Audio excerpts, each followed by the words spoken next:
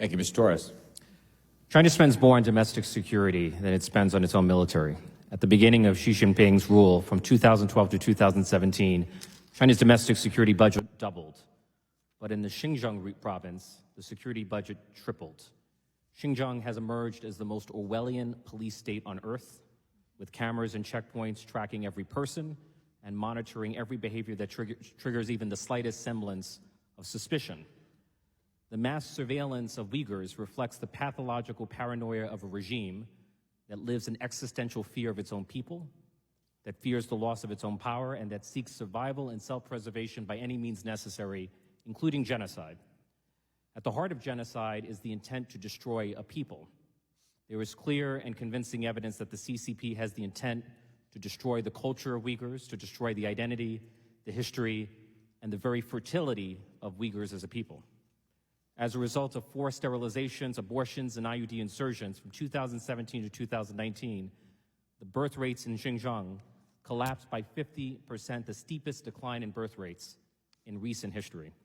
Not even the genocide in Rwanda or Cambodia or Bosnia produced a comparable collapse in fertility.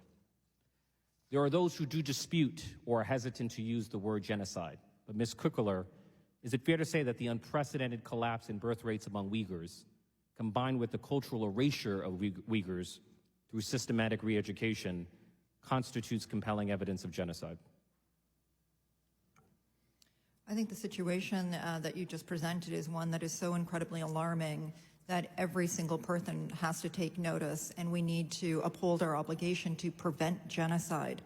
The sad reality is that we're looking at a situation where crimes are already occurring, and we should have been responding much earlier to the warning signs and the risk factors of that.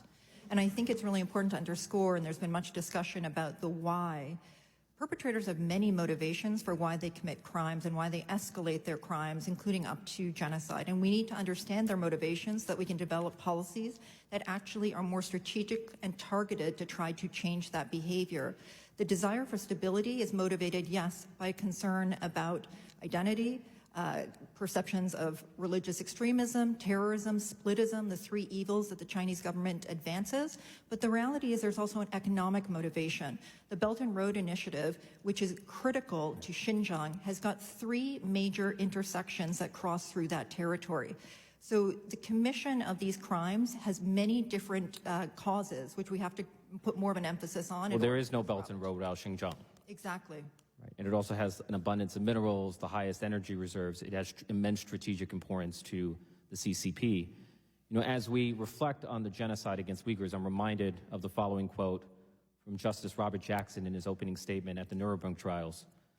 "The wrongs which we seek to condemn and punish have been so calculated, so malignant, and so devastating that civilization cannot tolerate their being ignored because it cannot survive their being repeated. And yet, despite this warning, I worry that the international community has lost its sense of shock and horror at the very mention of genocide. And if you are going to invoke the term genocide, as the United States has done, the word genocide, which commands moral weight, must carry with it an obligation to galvanize the world into action. And if you're wondering whether the United States has done enough diplomatically to stop the Uyghur genocide, look no further than the United Nations Human Rights Council, which voted against even debating, let alone denouncing, the human rights violations in Xinjiang. Even Ukraine voted to abstain. Every Muslim country except Somalia voted no. And so, Mr. Turkle, do you believe, as I do, that the United States, as the leader of the free world, must commit ourselves to building a multilateral coalition aimed at stopping the Uyghur genocide? Absolutely. You know, to your earlier point, words matter. There's a reason to call this genocide. Once we call it, the next step under the Article 1 of the Genocide Conventions is to stop it. And then hold those perpetrators to account. More than 150 countries around the world are state party to the Genocide Convention. Only 10, including some parliaments, our government, give a proper name to this crime. It's a genocide. It's crime against humanity. It is past time for action. Again, as I said, this has been ongoing genocide in the last 6-7 years. And my time's about to expire, but as we reflect on Ramadan, there is no government on earth that has done more to demonize the Muslim faithful and to desecrate the Muslim faith than the Chinese Communist Party. Absolutely. And with that, I'll leave it at that. Ms. Hinton. Thank you, Mr. Chair, and such powerful stories we've heard here tonight, and I have no doubt that this will be the first of many conversations that we have, not just as a committee, but as a Congress, about how tainted our supply chain has become because of the CCP's truly abhorrent use of Uyghur slave labor and acts of genocide against the Uyghur people. It's frankly disgusting and heartbreaking. And we have to do more. So I'll be focusing tonight on sharing the truth about these horrifying links to the CCP's atrocities around the world. We know the Uyghur people have been silenced time and time again in China, but they will not be silenced here tonight. So thank you for sharing your stories. And before we get to our witnesses tonight, my questions, I'd like to share some truly disturbing and eye-opening videos from Radio Free Asia journalists. They are sharing their stories of how the CCP directly targeted them by framing them as terrorists, keeping detailed and often falsified information about them and their families, and in many horrifying cases, detaining their families as well. So I'd like to, Mr. Chairman, if we can play that video. The clerk will play the video. My name is Gulchehra Khoja. I'm a journalist at Radio Free Asia. As a journalist, for simply doing my job, the Chinese government has sent at least 24 members of my family to the concentration camps and accused me of being a terrorist and put me on their wanted list. Just because we have worked to expose the abuse that by CCP, me and my colleagues at Radio Free Asia becoming a target of an authoritarian regime. My name is Mehmet Janjuma. Because of our work at RFA, our families in China have been persecuted and imprisoned. Recently leaked Chinese police documents show that at least 29 of my immediate and extended family have been profiled or detained. I learned that all 3 of my brothers were taken to the camps at some point, and one of them has been sentenced to 14 years in jail for merely receiving my phone calls. My relatives are demonized, targeted, and persecuted purely because of their connection to me. The guilt that I feel haunts me every day. But I know, maybe because of this heavy price, that my work as journalist. His work does matter. And what a haunting thing to say, that guilt haunts him every single day because of what's happening to his family. As a former reporter, seeing and hearing about the CCP's silencing of independent journalists and their families is like truly watching a dystopian horror story play out, but it's not a story, it's real. So, Ms. Kikoler, can you please provide some historical context for us tonight, comparing how Xi Jinping is containing Uyghurs using facial recognition software, surveillance technology as well, to how the Nazis used containment during the Holocaust? Thank you so much for your question, and also just for sharing the stories of many of our colleagues. You know, I think that it's really important as an institution. What we try to do is we try to draw the lessons from the past and apply them to the future so that we can hopefully prevent these crimes from occurring. Tragically, what we're doing right now is we're talking about crimes as they are actually ongoing. I think when we think in the Holocaust context, yes, technology was used. It was used as a means of counting Jewish populations, creating censuses to identify the populations, for containing people. But it's very hard to draw comparisons because each situation is so different and so unique. And I think we really need to focus on what is happening right now in China and what are the specifics of the crimes that are being perpetrated by the Chinese government at this particular point. Mm-hmm. What we do know is the commonality in the experiences of the suffering. We know what it feels like, and so many of the Holocaust survivors that have spoken to our Uyghur partners and have participated in events talk about the pain of what it feels to be separated from their loved ones. Though we span 80 years, that is the tie that binds, because that is something that people understand just so intimately on such a human level. Yeah. And absolutely, we heard tonight our witnesses describe them being called by numbers, right? And you talk about the similarities there between those situations. With the few moments we have left, Dr. Zenz, can you react to the videos that I shared here tonight and just provide your perspective as someone who's an expert on victimization under communism, which is exactly what we saw. So one of the strategies, and probably a reason for the scale of the mass internments, is the guilt by association. And we've had the testimony of, detaining family members, punishing individuals by detaining others, and we have horrific incidents where the parents of Uyghur dissidents or Uyghurs in exile were paraded on Chinese state television denouncing their children for advocacy on behalf of the Uyghurs. And I think that's one of the reasons why we have this incredible scale also for the detention by guilt by association. Thank you, Dr. Zenz. I yield back, Mr. Chair. Thank you. Ms. Brown. Thank you, Mr. Chair. First, I want to start from a place of gratitude by thanking the witnesses, particularly Director Kikoler and the Uyghur survivors, as well as Elisha Wiesel, the survivor of the Holocaust, who gave us a video testimony at the top of this hearing. In Ohio's 11th Congressional District, we are proud to have members of the community that has also dealt with the trauma and legacy of genocide. And yes, I am also referring to the Holocaust. Jewish survivors in Cleveland erected a memorial to the Holocaust, our very own Kol Israel Memorial in 1961, which is the oldest of its kind in the country. Survivors anticipated that scapegoating and hateful sentiments toward marginalized groups could repeat itself and hoped that the memorial would be a beacon of remembrance, education, and a reminder of never again. Tragically, the world has found itself facing actions of danger and intolerance once more. In this committee, we have the opportunity to develop policies that increase our competitiveness through investments in technologies of the future, workforce development and skills-based education, and improving our high-skilled immigration system. As we pursue this committee's work, we must work against xenophobia, anti-Asian stereotyping, and any efforts to raise suspicions against Chinese Americans who do not bear the responsibility of the actions of the Chinese Communist Party. As our witnesses have demonstrated, the Uyghur genocide and the ramifications of past genocidal movements are relevant today. The lessons we must learn from questions about the Americans' action to address the Holocaust are extremely relevant to our present discussion. According to the Anti-Defamation League, over 3/4 of Americans, 85%, believe at least one anti-Jewish trope, as opposed to 61% found in 2019. 20% of Americans believe 6 or more tropes. It's the highest measured levels in decades.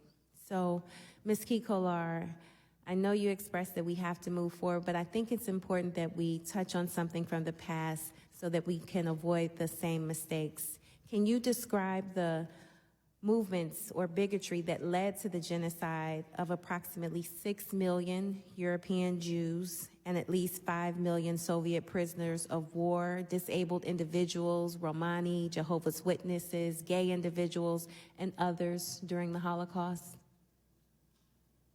Thank you so much, Representative Brown, for your question. I think what I'd like to do, perhaps in answering, is just bridge what lies often at the root of the commission of so many of these crimes, and that is unchecked hate. And I think when we talk about Islamophobia, when we talk about anti-Semitism, when we talk about anti-Chinese sentiment, at the root of that is the perception of difference and the inability to come together as a people to understand that we are bound by the same common threads that unite us all. There's no difference between Nuri and I. We suffer the same way. Our families and experiences are the same. But I think, unfortunately, what happens all too long is that there is the intentional desire to create divisions amongst people. And when we look at the situation in China, the Chinese government has also been working very hard to create the conditions in which genocidal ideology can take root. The same thing happened in Nazi Germany. What's illustrative in the context of Germany was there was an effort by the Nazi government to do a boycott of Jewish-owned businesses early into their reign. It did not work because neighbors would not turn on neighbors. But yet years later, when they did it again, it was effective. In the context of what is happening in China right now, the longer and longer that these crimes occur, the longer that Chinese government officials are able to utter simply hateful rhetoric to demonize the entire Uyghur community as being terrorists, we're unfortunately entrenching this type of Han supremacy and a genocidal ideology that will be all the harder to undermine and to dismantle. So I think when we think about the lessons of the Holocaust and we think about just the generational trauma that has occurred, we have to be committed here as a group of people who are vested in advancing the best interests of peoplekind, but also of American values, and doing everything we can to stop the crimes happening right now. I think the most important thing that we talk about as an institution is that everything we do matters. Each of us has the ability to affect positive change. And for the American public that are watching right now, as Nouri said, this is a genocide that in some ways is proximate. Each of us likely owns a T-shirt that might have come from slave labor in Xinjiang. We may not know it, but we have a responsibility to understand that our actions may be harming people who are living under conditions that are simply incomprehensible, yet they're real. Well, I want to thank you for that, and again, reiterate my appreciation for everyone's presence here today, and I look forward to continuing productive conversations around strategic competition and maintenance of ethno-religious freedoms here and abroad. And with that, I yield back. Mr. Menace. Thank you, Mr. Chairman. And I want to thank Ms. Aidawaji and Siddiq for their very powerful testimony. And I guess I'm going to wrap this up. I'm the last one up, but I want to make sure that people understand that when I speak about the Chinese Communist Party or the government of China, I don't have anything against the Chinese people as a whole. I just hate communism. Yeah. I hate communism because I come from Cuba, and I had to leave because of a communist state, which a lot of the things that I'm hearing are happening in China happen in Cuba. Not the same, because I haven't heard of genocide happening in Cuba because they're all Cubans, right? So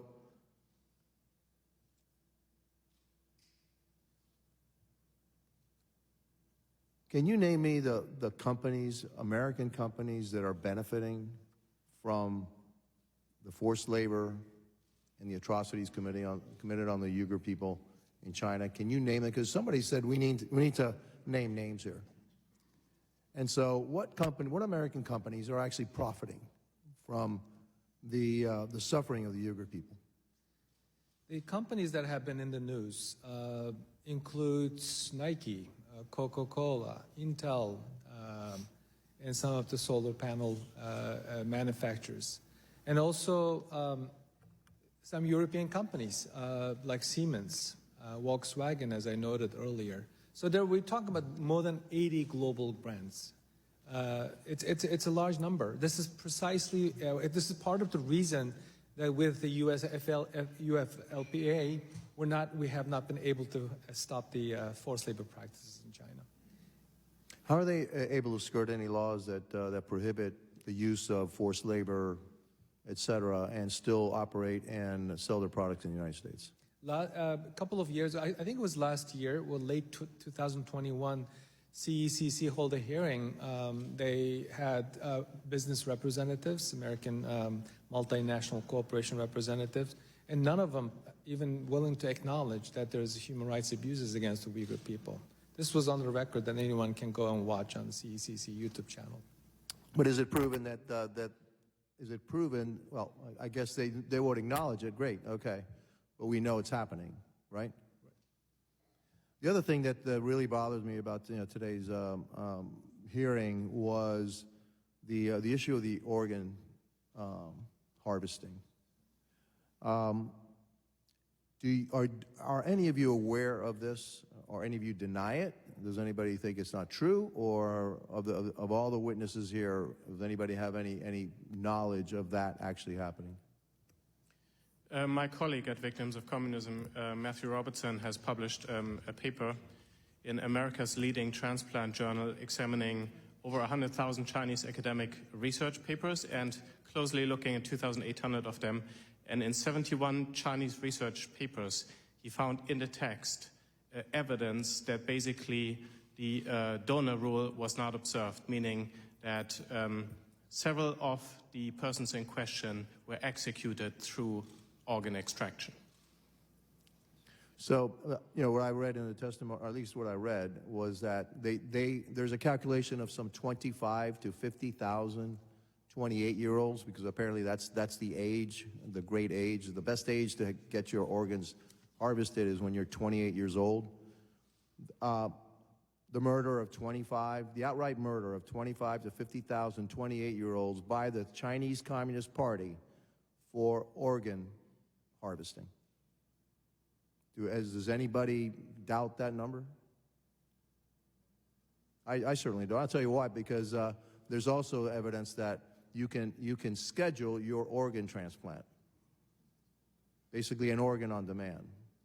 Now, I find the Chinese Communist Party not only to be repressive and brutal, it's also barbaric.